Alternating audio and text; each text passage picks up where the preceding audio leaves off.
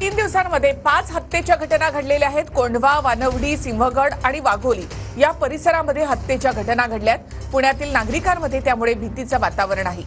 पुण्यामध्ये 3 दिवसात 5 हत्येच्या घटना घडल्या। हे जे काही गुन्हे घडलेत गेल्या 4-5 दिवसांमध्ये त्याच्या मागची जी कारणं आहे ती कारणं वेगवेगळ्या स्वरूपाची आहेत आणि त्याच्यावरती पोलीस सुद्धा आपल्या पद्धतीने काम करत आहेत, योग्य पद्धतीने काम करत आहेत। त्याच्यामधले आरोपी सुद्धा सगळे आपण ताब्यात घेतलेले आहेत।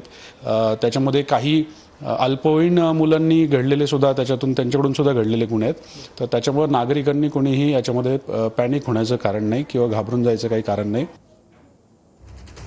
तर पुण्यामध्ये 3 दिवसांमध्ये 5 हत्येच्या घटना घडल्या।